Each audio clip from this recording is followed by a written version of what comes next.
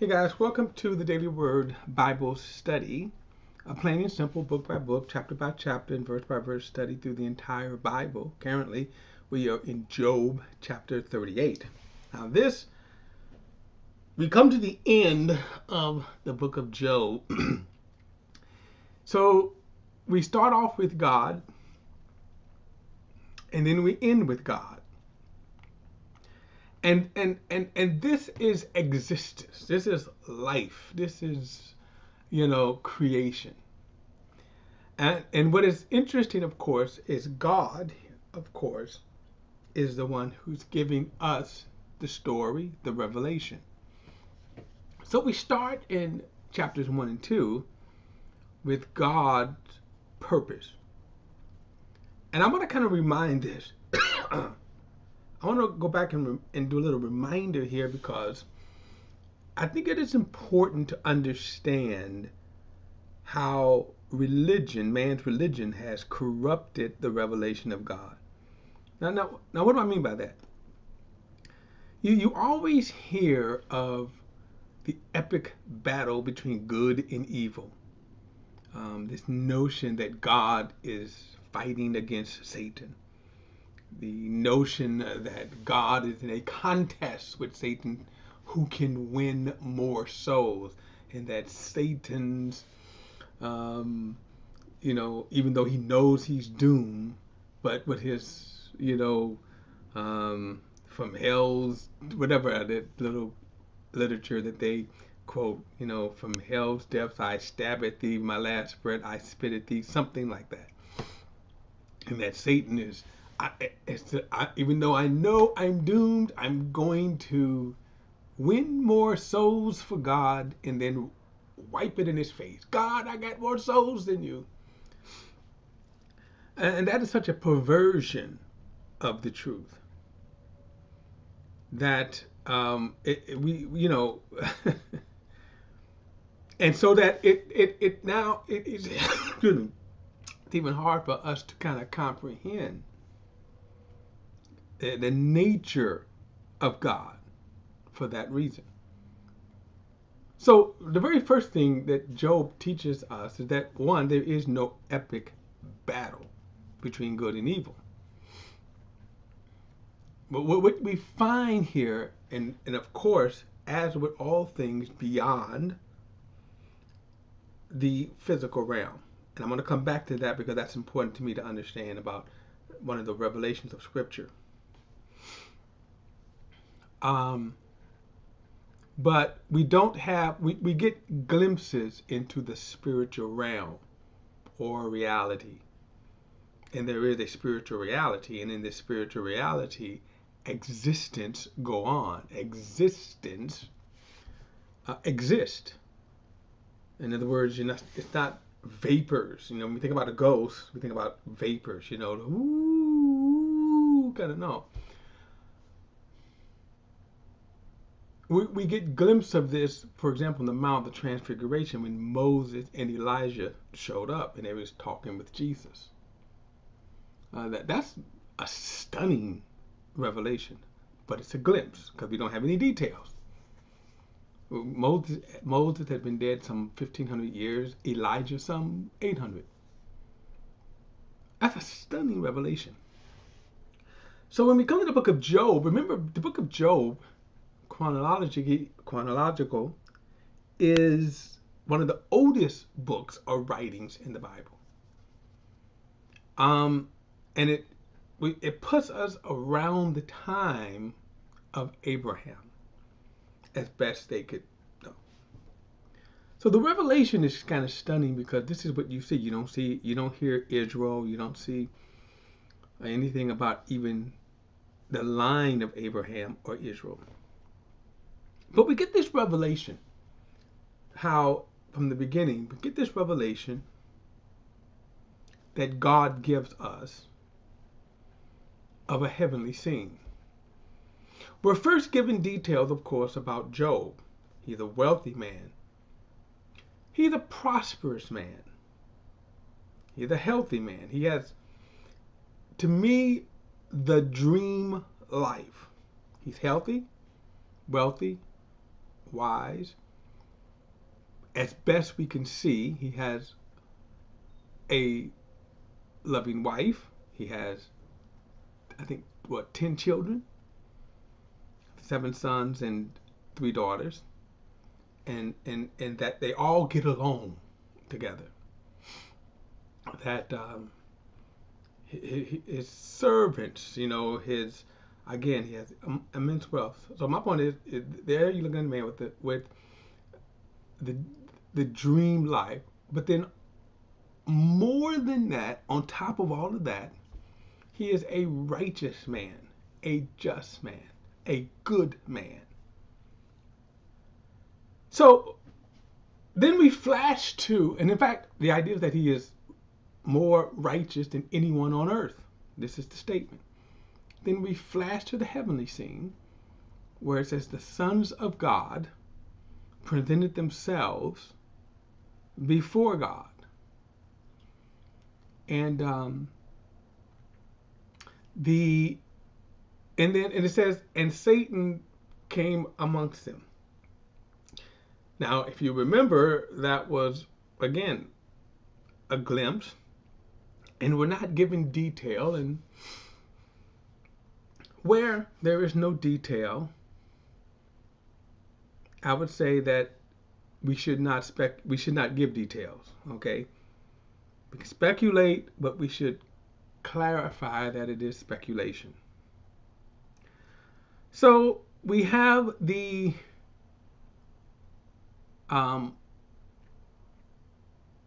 heavenly scene, and then God asks this question. In other words, Satan didn't come demand it, but God asked this question. Now, we kind of dealt with a little bit of why Satan was there in the first place. Why was he allowed? That goes to information that sometimes we think we have, but we don't always know. And that's one of them. But God asked Satan, where you've been? And Satan says, going to and fro in the earth, right? And God says to Satan, have you considered my servant Job? Now, to understand that statement, Peter sheds light on it. Resist our adversary, the devil, who prowled about seeking whom he may devour. So, backtracking, we can say, when God asked him, where you been? And he says, going to and fro in the earth. The idea is seeking whom I may devour. Okay. He said, have you considered my servant Job? He's an upstanding man, righteous man. Satan says, yeah, but has he served you for naught? In other words, doesn't he serve you because you blessed him? Now that's an interesting statement too, by the way. That is a very interesting statement. Haven't you served him? I'm thinking about this. I'm thinking about this from a standpoint of, and this is a wild stretch sidebar, because I think about prosperous ministries, and you think about their families, and you go, well, they're the model family. Well, are they the model family because daddy's rich, life is rich? But what happens when that's taken away? I'm thinking about one particular ministry. I will not. Well, I'm not going to mention his name anyway, but I'll say this about him: that, and he's by no means a Job. His undoing was strictly his.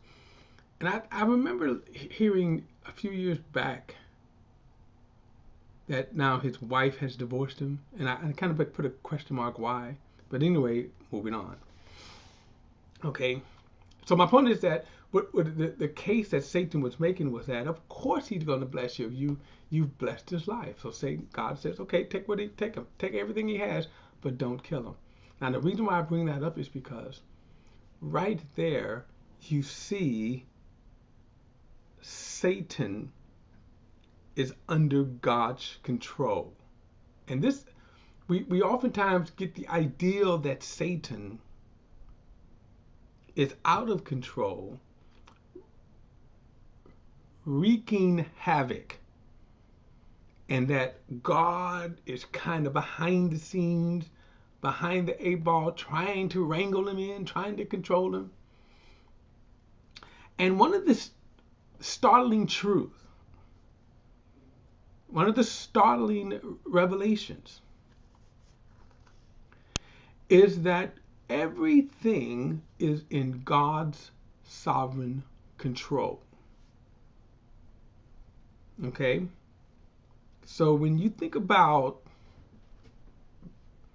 why things happen, always understand that they happen under God's control. That's a hard truth, because we kind of have, I think, in the back of our minds this idea that God is not in control. That, maybe he created the universe and everything, and then that darn Satan at the time, Lucifer, and then Adam, it just kind of spiraled out of control. And he had to now rush to go, I need to do something to bring order back to my creation. We kind of think this. And really the reality is no. Everything is under God's control. Everything. Now, if you're a critic, and my thing is, the critics, it doesn't matter if you're a critic. I say this because of the Calvinist point of view, the Calvinists. And I say this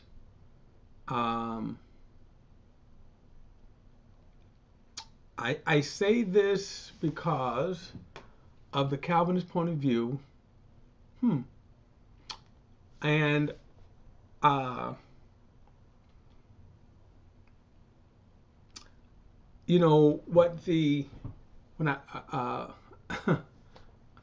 I'm thinking about something, I kind of messed up something. All right. But I'm saying this because of the Calvinist point of view of God's sovereignty, and then the arguments against the Calvinist point of view. When we talk about, and then this is in the area of salvation. Okay. But in terms of the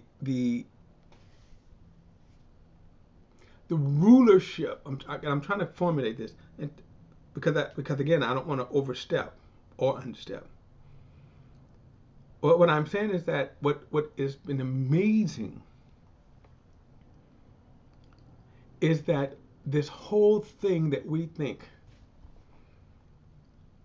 is the sovereignty of God, the sovereignty of God, okay? And